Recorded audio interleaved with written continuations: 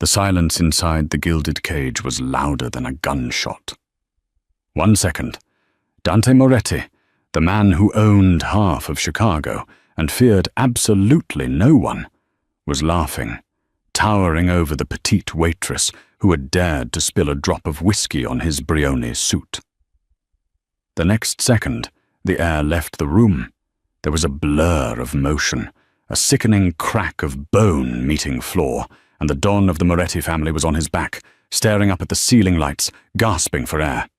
The waitress stood over him, smoothing her apron, her eyes colder than the ice in his glass. "I warned you," she whispered. And that was the moment Dante knew. The hunt had just begun. The VIP section of the gilded cage smelled of old money, expensive leather, and fear. It was a Saturday night in downtown Chicago, and the club was packed with the city's elite, corrupt politicians, hedge fund managers, and the predators who fed on them. Sienna Blake adjusted the collar of her uniform, keeping her head down as she balanced a tray of crystal tumblers. She hated this part of the job. The high-end clientele didn't tip better. They just demanded more of your soul. She was 24, with dark hair pulled back into a severe bun, and a demeanor that usually screamed invisible. That was the point. In her line of work, or at least her former line of work, invisibility kept you alive. "More scotch, now!" The voice was deep, gravelly, and laced with the kind of arrogance that only came from a lifetime of never being told no. Sienna didn't need to look up to know who it was. Dante Moretti, the Capo dei Capi, the man the FBI had been trying to pin down for a decade. He was sitting in the center booth like a king on a throne, flanked by 4 bodyguards who looked like they chewed concrete for breakfast. Sienna moved efficiently, sliding through the crowd. She placed the fresh bottle of Macallan 25 on the low marble table. "Your scotch, Mr. Moretti." Dante didn't look at her. He was busy lighting a cigar, the flame illuminating the sharp angles of his face. High cheekbones, a scar running through his left eyebrow, and eyes the color of burnt espresso. He was undeniably handsome, in a way that set off alarm bells in Sienna's brain. "You're new," Dante said, smoke curling from his lips. He still hadn't looked at her. "Yes, sir. 2 weeks," Sienna replied, her voice steady. She reached for the empty glasses to clear the table. "Leave them," Dante commanded, finally turning his gaze to her.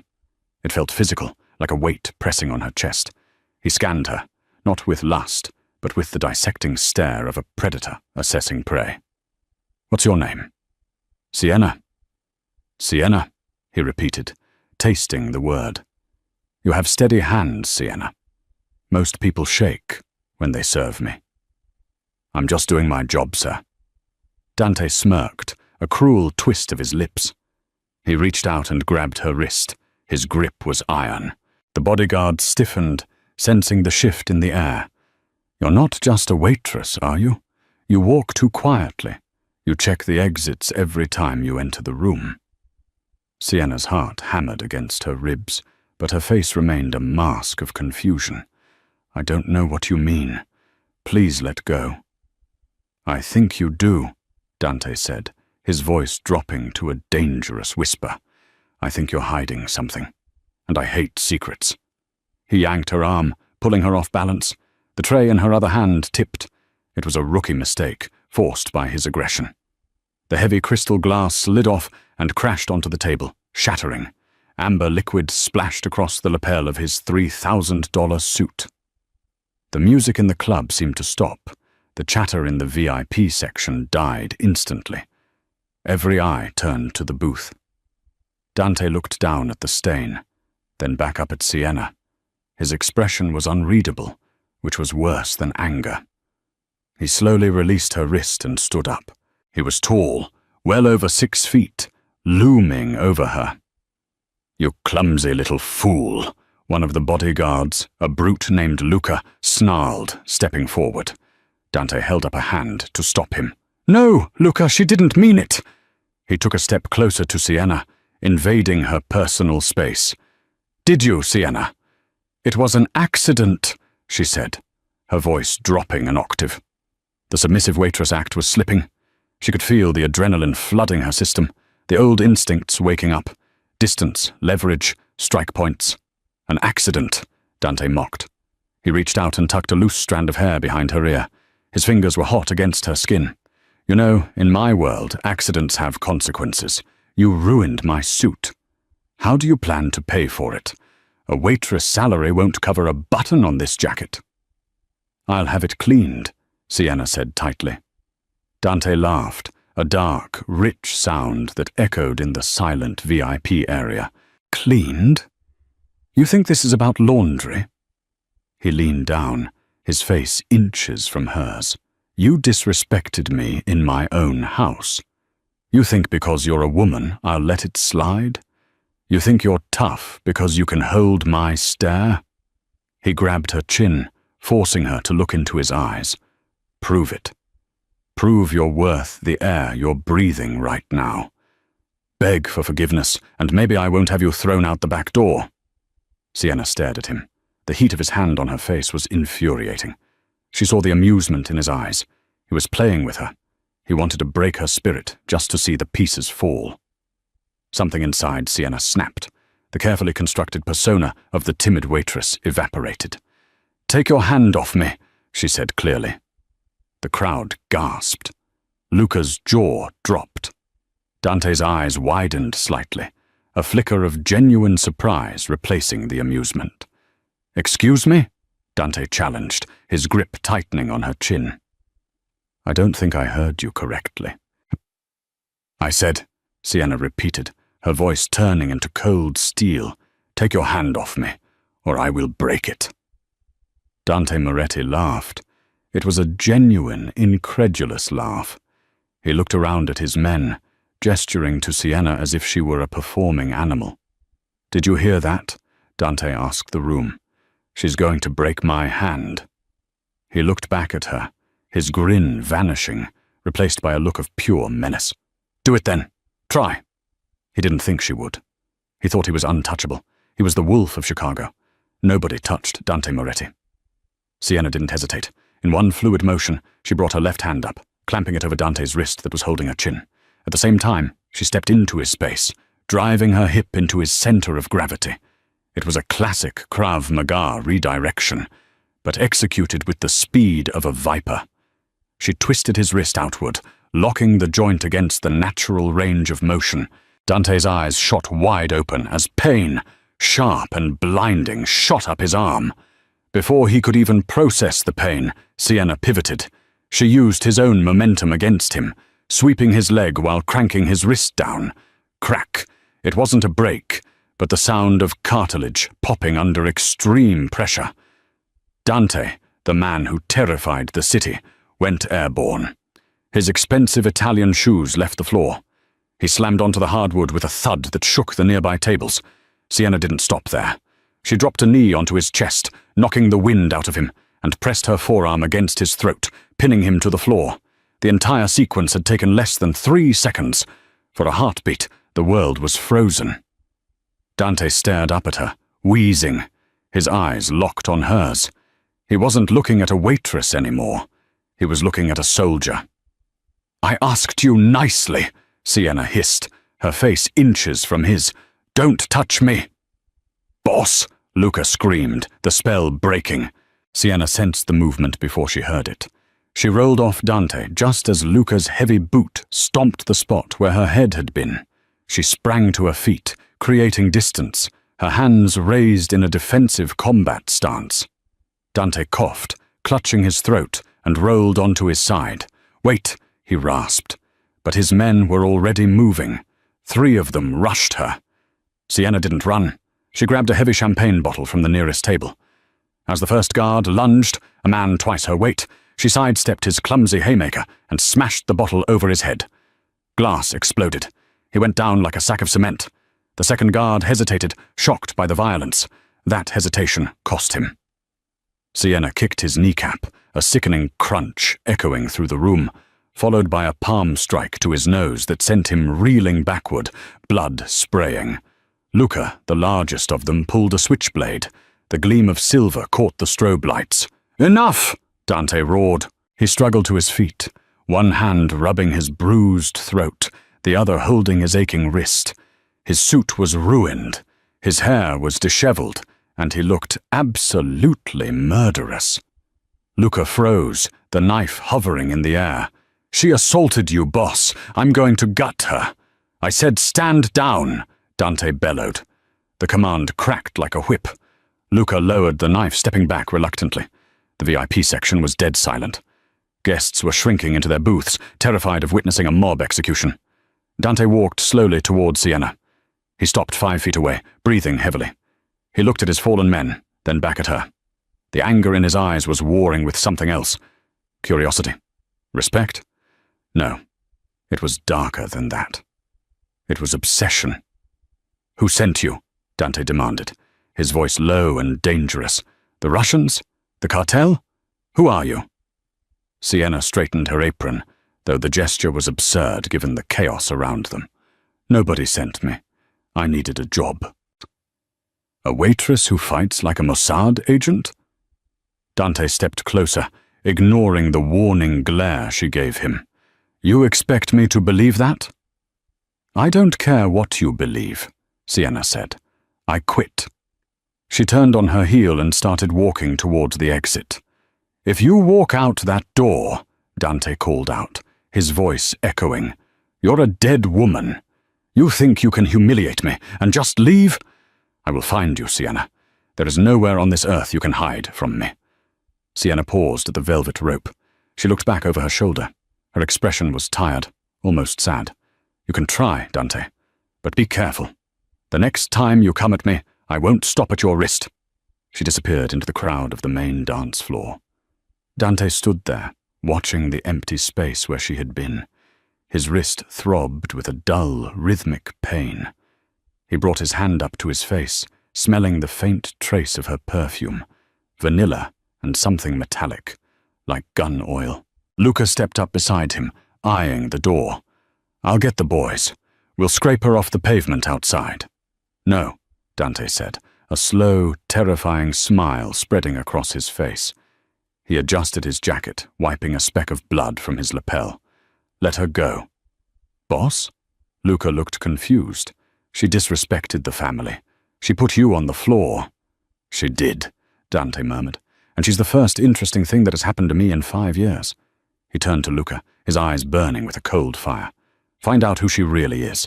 Turn this city upside down. I don't want her dead, Luca. I want her brought to me." "Alive?" "Alive," Dante confirmed. "I want to be the one to break her." The city of Chicago was a grid of steel and shadow, and Dante Moretti owned every inch of it. Or so he thought. 2 hours after the incident at the Gilded Cage, Dante sat in his office at the top of the Moretti Tower. The room was a fortress of glass, overlooking the glittering skyline. His wrist was wrapped in a compression bandage, a throbbing reminder of the woman who had vanished into the night. "Tell me you have something," Dante growled, not turning away from the window. Nero, Dante's head of intelligence, sat at a massive mahogany desk, his fingers flying across a laptop keyboard. Nero was a man who lived in the digital shadows, a former NSA contractor who had realized that organized crime paid better and asked fewer questions.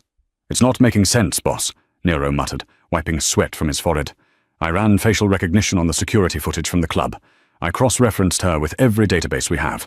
DMV, state police, FBI watch lists, even Interpol. And she doesn't exist," Nero said, turning the laptop screen around. "The name, Sienna Blake, is a ghost. The social security number she gave the club manager belongs to a woman who died in a car accident in Ohio 4 years ago. Her address is a Dropbox in a laundromat in Wicker Park. No credit history, no digital footprint, nothing." Dante turned, his interest sharpening into something razor-edged. "A professional. A high-level one," Nero agreed. "The way she moved. That wasn't self-defense class. That was military grade, special forces or intelligence. And the way she scrubbed her exit? The cameras outside the club malfunctioned for exactly 3 minutes right after she left. She jammed them." Dante walked over to the desk, staring at the frozen frame of Sienna from the club's interior camera. In the grainy image, her eyes were focused, predatory. She looked less like a waitress and more like a soldier behind enemy lines. She's not just hiding from me, Dante realized aloud. She's hiding from someone else. Someone bigger. If she's that good, she's already gone, Nero said. She probably has a burner car and a second identity lined up.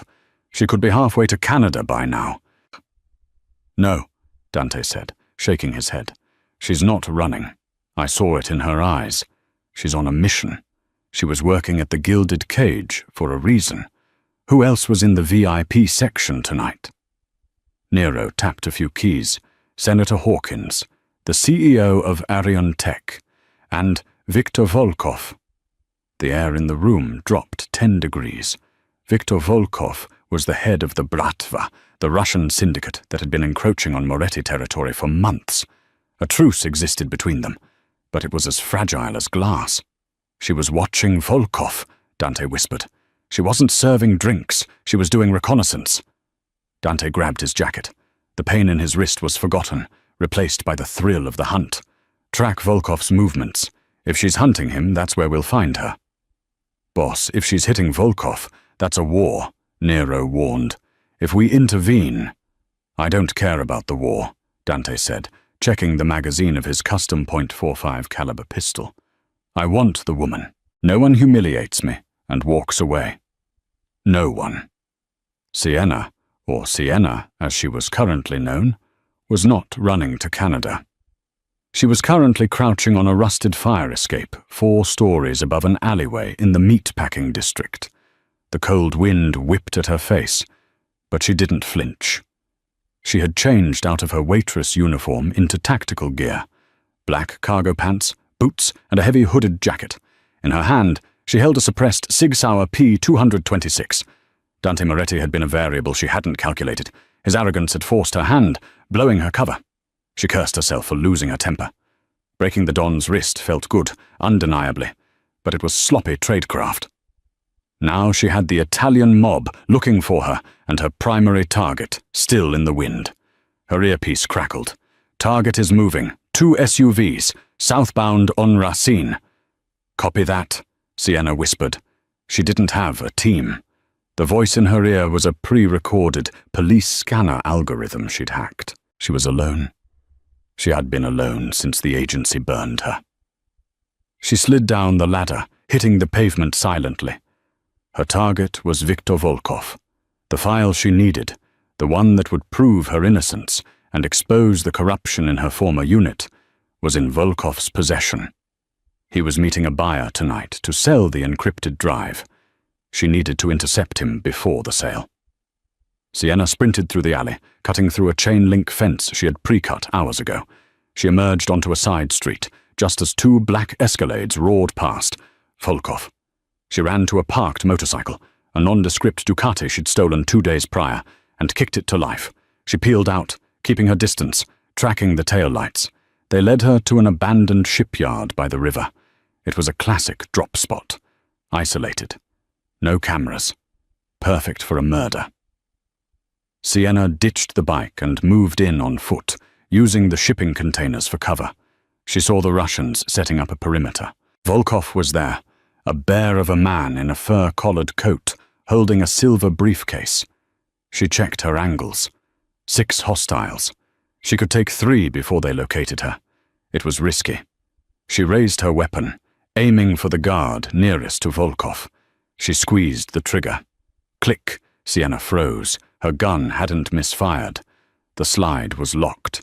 Someone had tampered with it? Impossible. She checked it constantly. Then she felt the cold steel of a barrel against the back of her neck. Drop it, a voice said. It wasn't Russian. It was Italian. Sienna slowly lowered her gun to the ground. She raised her hands. Turn around, slowly. She turned. Standing there, looking impeccably dressed despite the late hour, was Dante Moretti. Behind him were 6 of his men, weapons raised. Hello, Sienna, Dante said, a smirk playing on his lips. I told you I'd find you. You followed Volkov, she realized, her mind racing. You knew I'd be here. I knew you were too smart to run, Dante corrected, and too angry to quit. Before she could reply, a spotlight from the shipyard crane blinded them. How touching!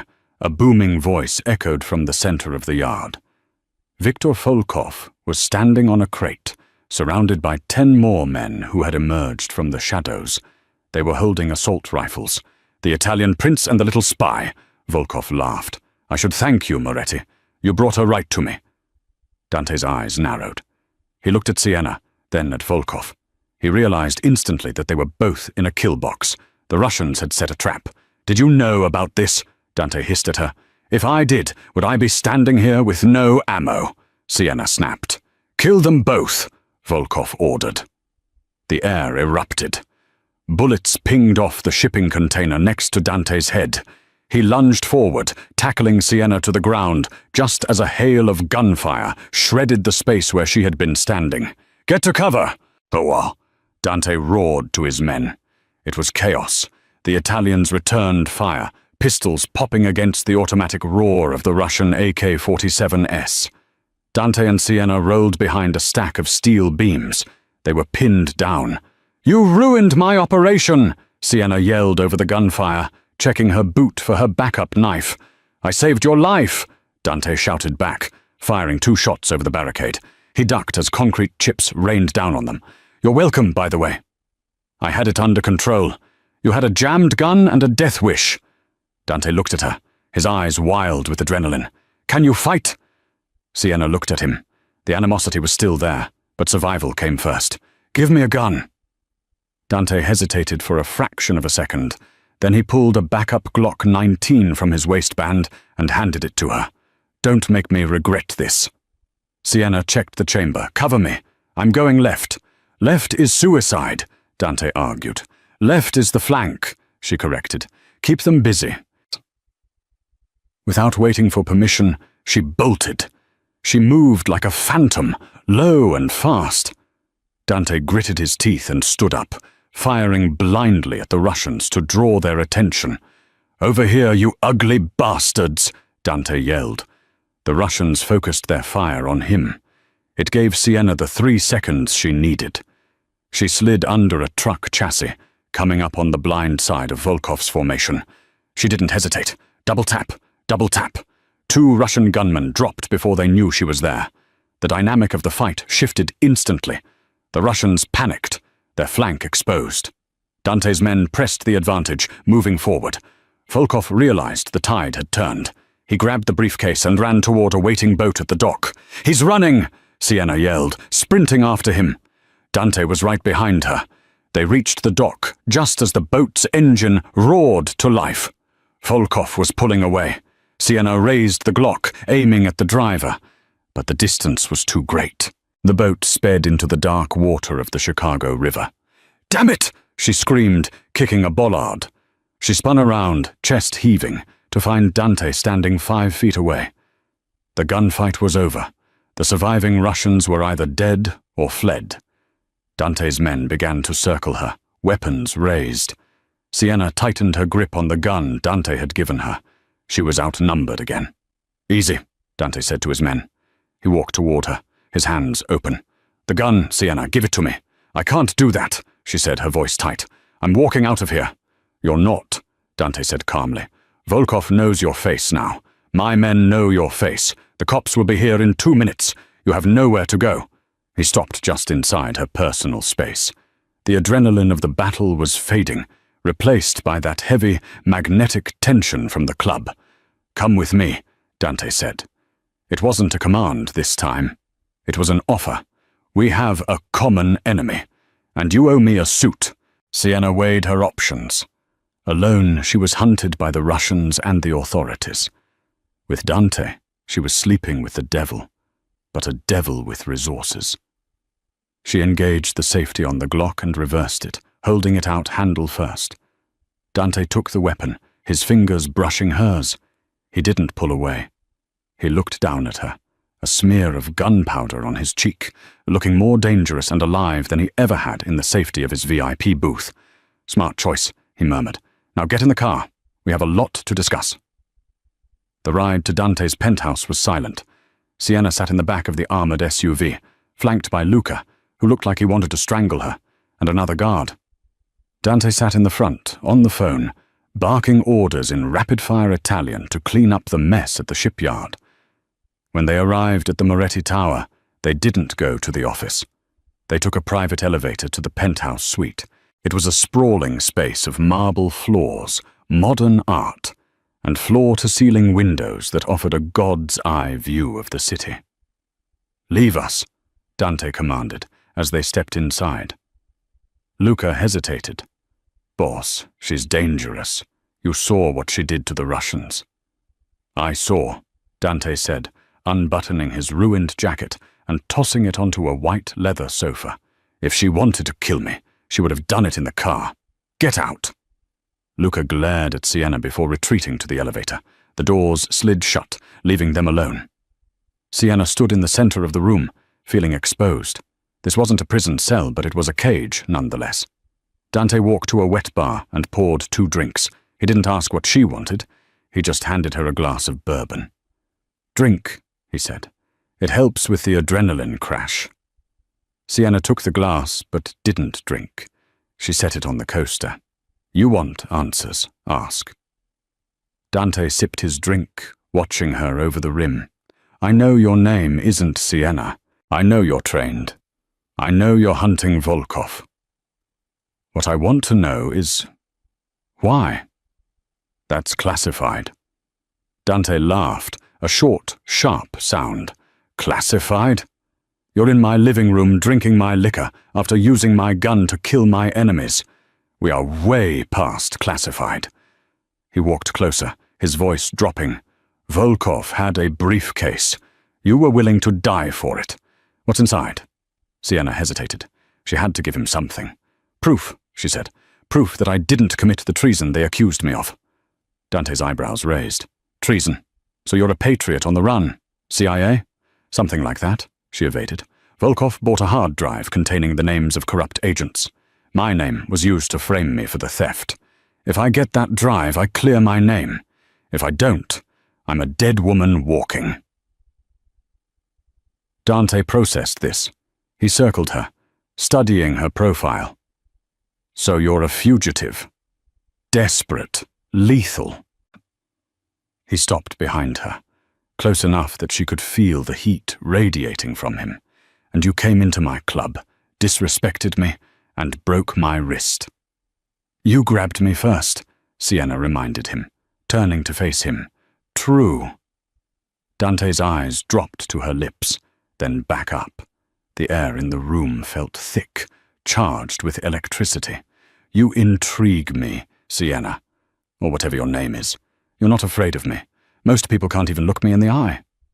"I've seen worse things than you," she said softly. "Have you?" Dante stepped closer, backing her up until her legs hit the edge of the sofa. "I can be very bad when I want to be." He reached out, his hand hovering near her face. This time, she didn't strike him. She watched him. He traced the line of her jaw with his thumb.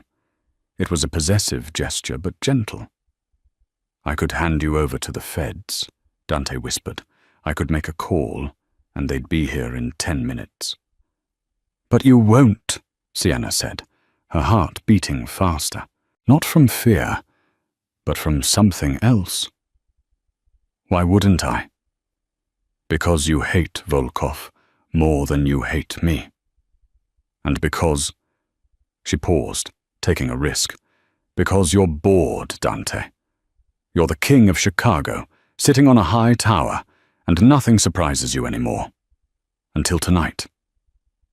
Dante stared at her, stunned by her insight. She was right. He had been sleepwalking through his life of violence and power. She was the splash of cold water he hadn't known he needed. "You're dangerous," he murmured, leaning in. "I warned you." Their faces were inches apart. The tension was at a breaking point. It was a dangerous game. Predator and predator circling each other. Suddenly the elevator chimed. Dante pulled back, the spell breaking. He looked annoyed. The doors opened, and an older man walked in. He was dressed in a tailored suit, carrying a tablet. It was Silas, the Moretti family consigliere. Dante's most trusted advisor. "Forgive the intrusion, Dante," Silas said, his eyes flicking to Sienna with cold calculation. "But we have a situation. The police commissioner just called. He's asking about a shootout at the shipyard." "Handle it, Silas. Pay who needs to be paid," Dante dismissed, turning back to Sienna. "I'm afraid it's not that simple," Silas said, stepping further into the room. "They found a body, one of ours, and they found this." Silas held up a plastic evidence bag.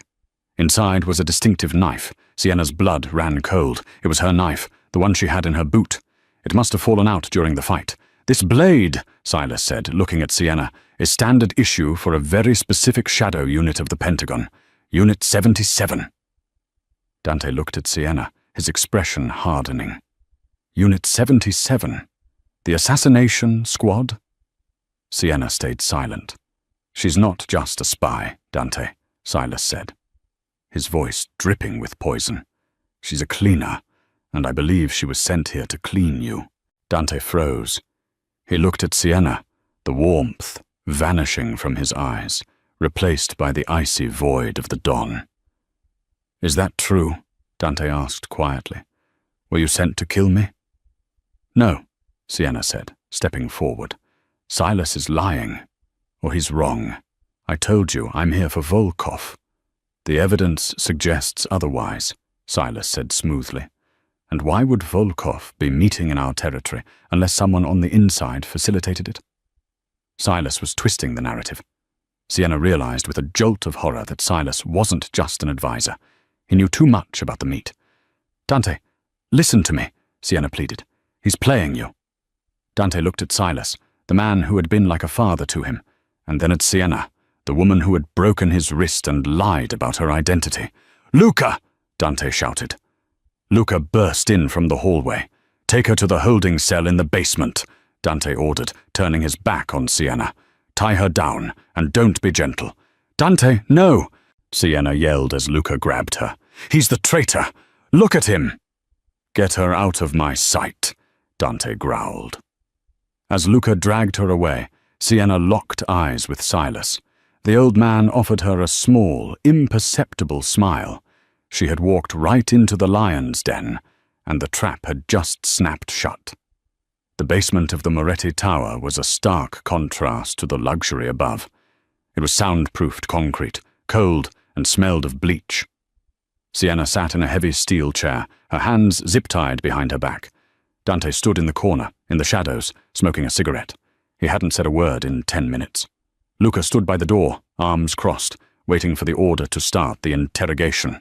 "You're making a mistake," Sienna said, her voice calm despite the situation. "Check Silas's phone records. Check his offshore accounts. He knew where Volkov was because he's selling you out." "Silas has been with my family for 30 years, Dante said, stepping into the light. His face was a mask of cold fury. "He carried me when my father was shot. You? I met you 3 hours ago when you broke my wrist. And in those 3 hours I saved your life," Sienna countered. "If I wanted you dead, I wouldn't have pulled you behind cover at the shipyard. I would have let the Russians turn you into Swiss cheese." Dante paused. That logic had been gnawing at him. It didn't make sense for an assassin to save a target. "The knife," Sienna pressed. "Silas said it was mine. Did you look at it closely? It's a Unit 77 blade, standard issue. My blade has my initials etched under the handle scale." "SBR," Sienna said. "If that knife doesn't have it, it's a plant. Silas bought a replica to frame me." Dante looked at Luca. "Where is the knife?" "Silas took it," Luca grunted. "Said he needed to log it into evidence." Dante's eyes narrowed. He took the evidence? Suddenly the heavy steel door creaked open. Silas walked in, flanked by 2 men Sienna didn't recognize. They weren't Moretti regulars. They moved differently. Mercenaries. "Dante," Silas said, looking surprised to see the boss still there. "I thought you went upstairs to cool off. I was coming to handle the prisoner." "I have a few more questions," Dante said, his posture relaxing, deceptively casual. "She says the knife is a fake, Silas. Mind if I see it again? Silas stiffened. The shift was microscopic, but to a trained eye like Sienna's and a paranoid eye like Dante's, it was a scream. I locked it in the safe, Silas lied. It can wait. We have a bigger problem. Volkov is demanding a meeting. Tonight. He says he'll declare total war unless we hand her over. Then we hand her over, Dante shrugged. He walked toward the door. Luca, come with me. Let Silas prepare her for transport. Luca looked confused but followed Dante out. The heavy door slammed shut. Sienna was alone with Silas and the two mercenaries. The moment the lock clicked, Silas's grandfatherly demeanor evaporated. He sneered, pulling a suppressed pistol from his jacket. He didn't produce the knife. Smart girl, Silas whispered, walking up to her. You almost got him to think. Shame it won't matter. How much is Volkov paying you? Sienna asked, testing her bonds. She had been working on the zip tie with a friction technique for the last 10 minutes. It was almost ready to snap. Volkov offered me the city, Silas gloated. Dante is too soft. He has rules. Honor. Volkov understands that power is the only rule. We're going to kill you, dump your body in the river, and tell Dante you tried to escape. Then, at the meeting tonight, Volkov takes Dante out. And I take the throne. You talk too much, Sienna said. Snap. The plastic tie gave way. In a blur of motion, Sienna launched herself from the chair. She didn't go for Silas. She went for the mercenary on the left. She grabbed his wrist, redirecting his weapon just as he fired. The bullet hit the second mercenary in the leg. Sienna drove her elbow into the man's throat, snatched his gun, and rolled behind the heavy steel table. Silas fired wild shots, pinging off the metal. "Kill her!" he screamed. But before the remaining mercenary could move, the steel door flew open. Dante Moretti stood there, his own gun drawn, Luca right beside him. Dante wasn't looking at Sienna. He was looking at Silas. "You were right," Dante said to Sienna, his voice icy. "He does talk too much."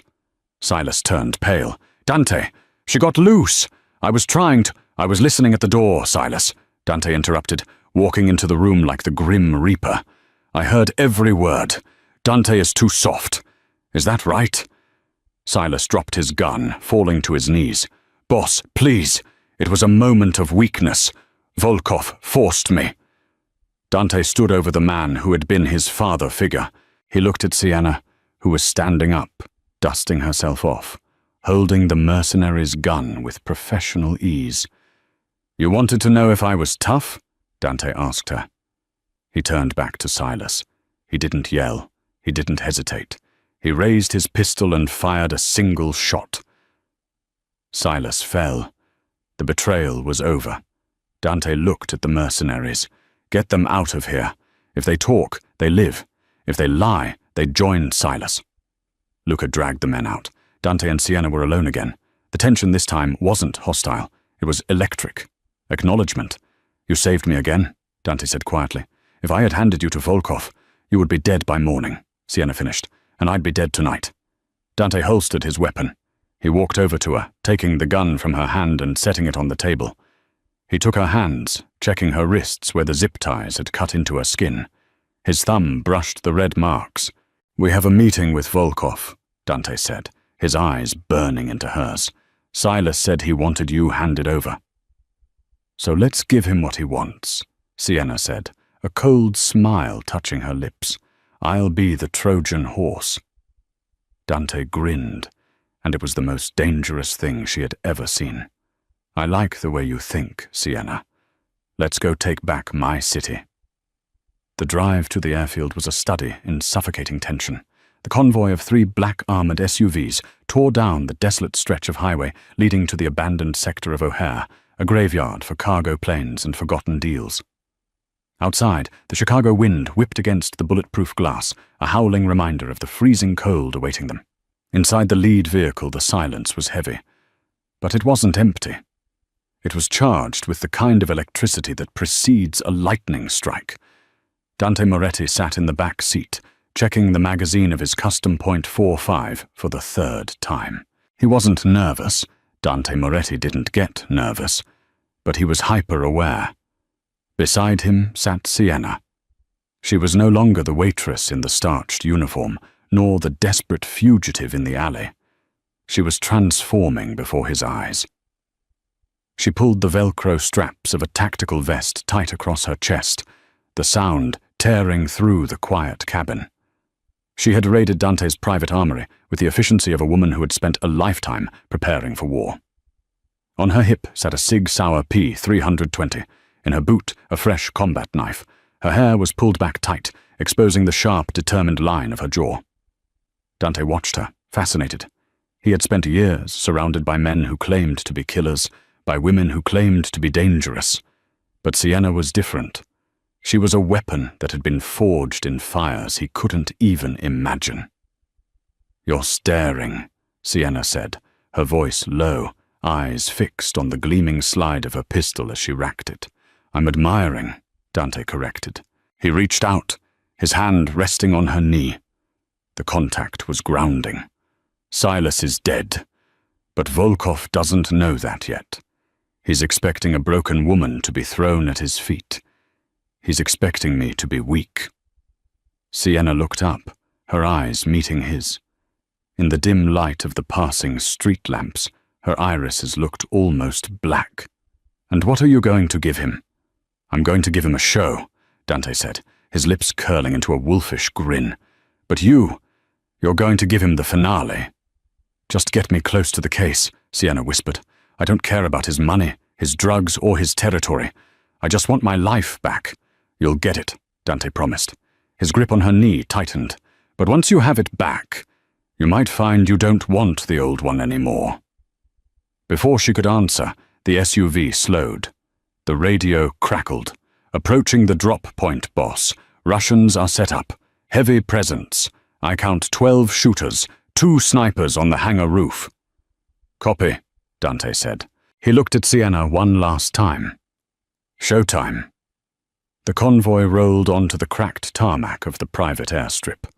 Floodlights from the hangar blinded them momentarily, casting long, jagged shadows across the concrete.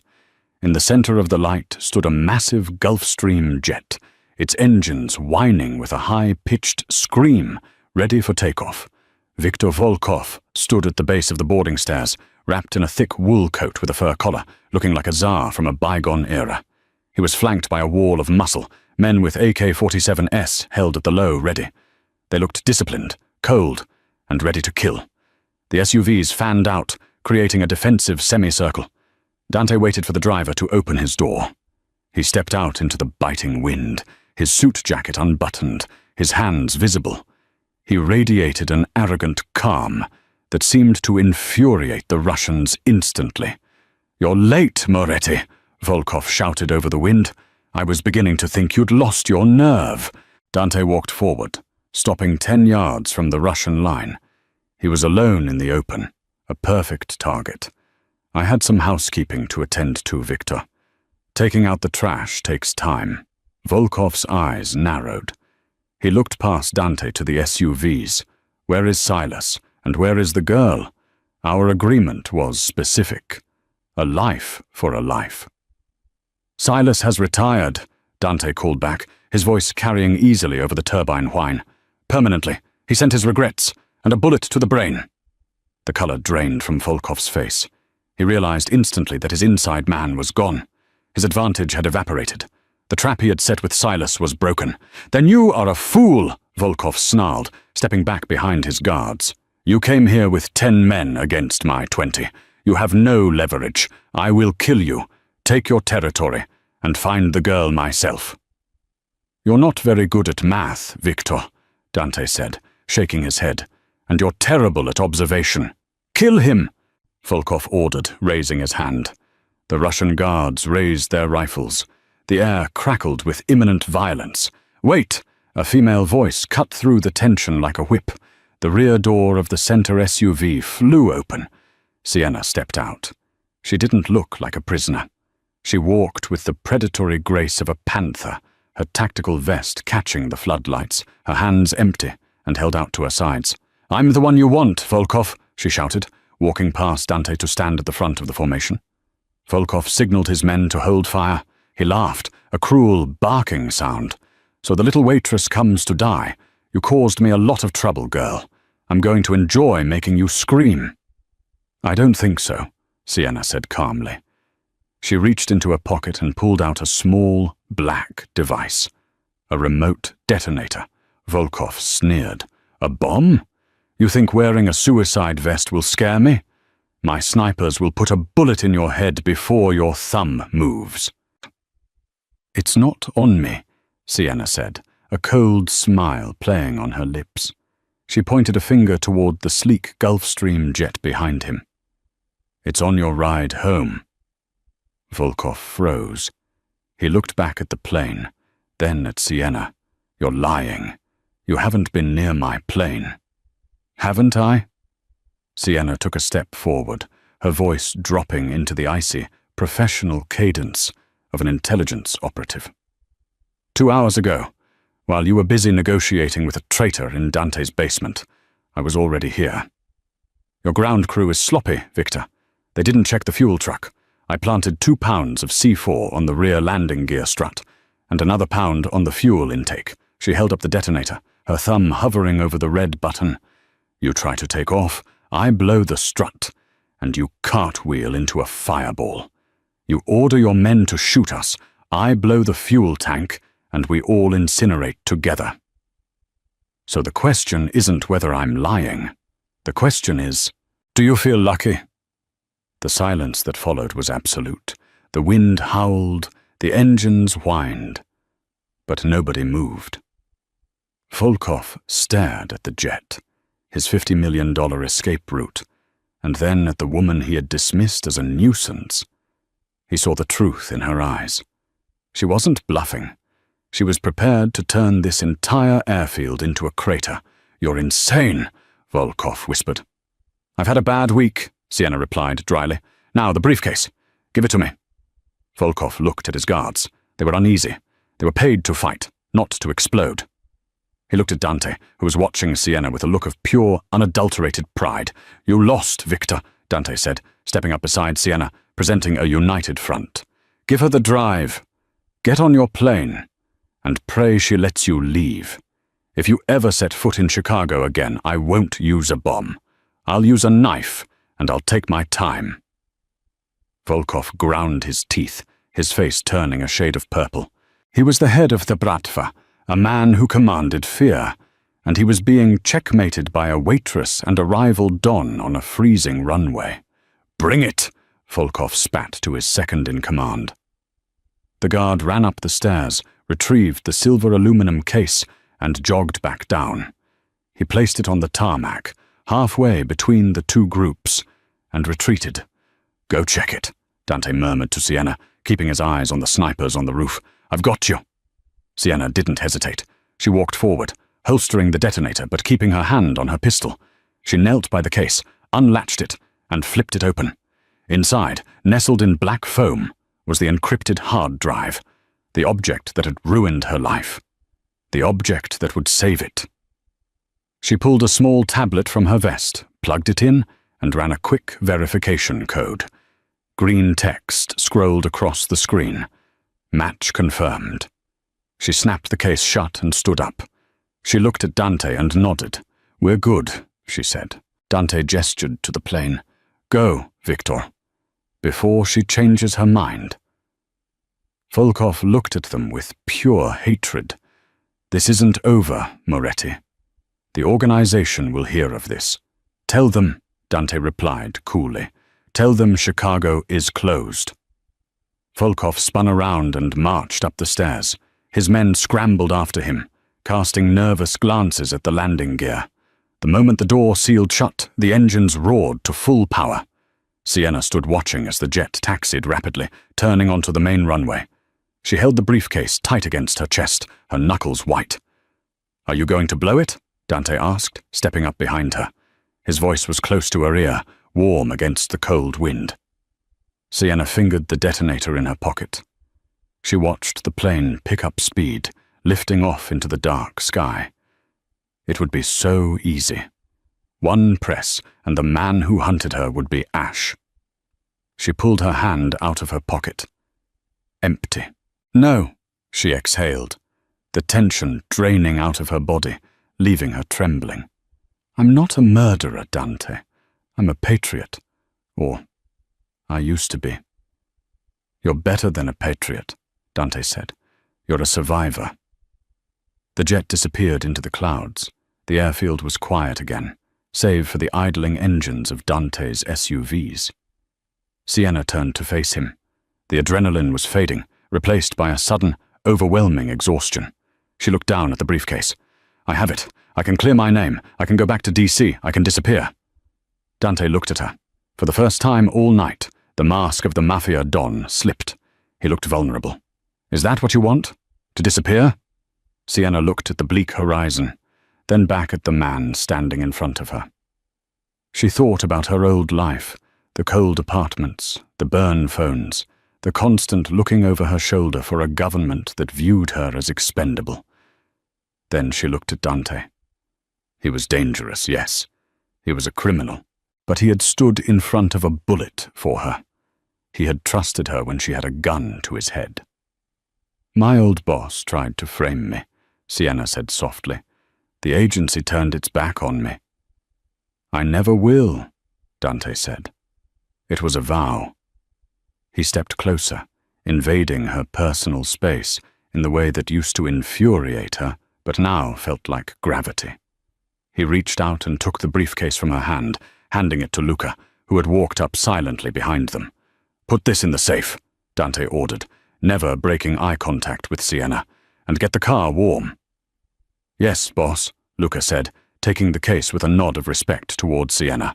I have an opening in the organization, Dante said, his voice dropping to a low rumble. Head of security. Consigliere. Or maybe partner. Sienna raised an eyebrow, a playful smirk returning to her lips. Partner? That sounds expensive. I have high standards, Moretti. I can afford you, Dante replied. He reached out, his hand cupping her cheek, his thumb tracing the line of her bottom lip. I'll give you the city, Sienna. I'll give you the world if you want it. Just don't leave. I'm not going anywhere, she whispered. Dante didn't wait. He crushed his mouth to hers. It wasn't a tentative kiss. It was possessive, hungry, and full of the fire that had burned between them since that first spilled drink. It tasted of danger and victory. Sienna wrapped her arms around his neck, pulling him closer, melting into the embrace. They stood there on the wind-swept tarmac, the king and the new queen of Chicago. When they finally broke apart, breathless, Dante rested his forehead against hers. Let's go home. Sienna smiled, a genuine, radiant smile that reached her eyes. Home, she repeated, testing the word. It sounded right. She took his hand. Together they walked back towards the waiting cars, leaving the ghosts of their pasts on the runway behind them. The waitress was gone. The spy was retired. Sienna Blake was just getting started. And that is how Sienna Blake went from serving drinks to ruling the underworld. She thought she was just fighting for her life, but she ended up finding a love dangerous enough to match her own spirit. Dante Moretti learned that the toughest thing in his world wasn't a bullet or a fist. It was the woman who wasn't afraid to put him on his knees. They say behind every great man is a strong woman, but in Chicago, they say beside Dante Moretti stands the only person who can beat him in a fight. What did you think of Sienna's transformation? Did Silas get what he deserved? If you enjoyed this story of betrayal, action, and romance, please smash that like button. It helps the channel immensely. Don't forget to subscribe and hit the bell notification so you'll never miss a new story. Share this with a friend who loves a good mafia twist. Thanks for watching, and see you in the next video.